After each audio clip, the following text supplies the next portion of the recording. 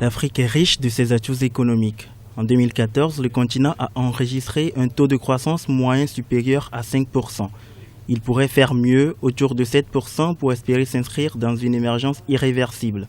Cette vision africaine passe impérativement par la mise en place des réformes économiques. Les budgets cumulés de tous les pays africains, c'est 600 à 650 milliards de dollars.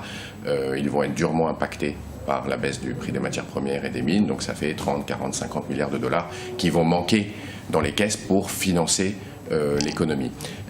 Donc c'est le moment aujourd'hui de faire des réformes qu'on a peut-être évité de faire à un moment où tout allait bien, enfin bien est un grand mot, mais tout allait beaucoup mieux. Pour certains observateurs, le défi sécuritaire représente aussi un facteur important pour une croissance prospère. Les pays doivent coordonner leurs efforts pour assurer un climat des affaires sain.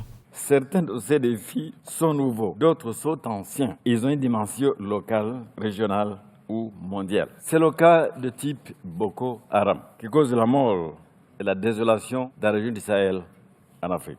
C'est la même chose comme l'attaque par Al-Shabaab dans la zone de l'Est de l'Afrique, qui a attaqué Westgate à Nairobi, comme dans d'autres régions que vous connaissez bien. Les risques que font courir ces hors de la loi et ceux qui les soutiennent posent un grave problème pour les perspectives de développement du continent et sa perception, son profil de risque, son climat d'investissement et son image de marque. L'amélioration de l'environnement des affaires, le défi sécuritaire, l'investissement dans la formation du capital humain, une longue liste en somme pour relever le défi du développement du continent. Déjà, la valeur totale des projets de BTP en Afrique a cru de 46% en 2014 pour atteindre 325 milliards de dollars. Un premier signe qui témoigne de ce que nombre d'acteurs économiques africains mettent tout en œuvre afin d'améliorer le positionnement de l'Afrique dans l'économie mondiale.